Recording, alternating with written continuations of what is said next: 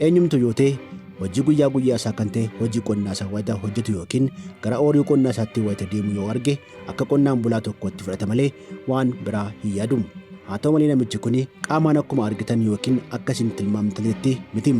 Namoonni hedduun bakka lamatti qoodamanii jechuunis deeggaraa fi mormaa ta'uun gaaffii kaasanis namichi kun garuu addunyaa kanarratti nama addaa dhala namaa hundarraa wanta isa addaa fi jaallatamaa taasisuu qaba.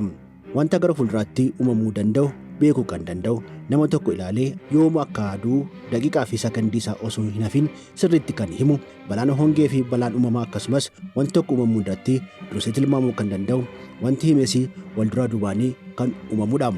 Umurii 62 kan ta'e Eeroo Alii kennaa waaqni anaaf kennedha. Maal gochuun danda'a jedhus dandeettii fi kennata isaa kanaan hawaasni sodaa fi yaaddoo guddaa keessa waan seeneef kophaatti addaan baafama. Mee yaada namni wanti dubbatamu hundi akka raawwatamu beektan tokko gara keessanitti dhiyaatee boriitu ganama sa'aatii 4 daqiiqaa 34 irratti ni duutu waan ta'eef idaan yoo isinirra jiraate kaffaladhaa. Maatii keessan asuma nagaatti jedhaa osoo isiniin jedhee maal jettu?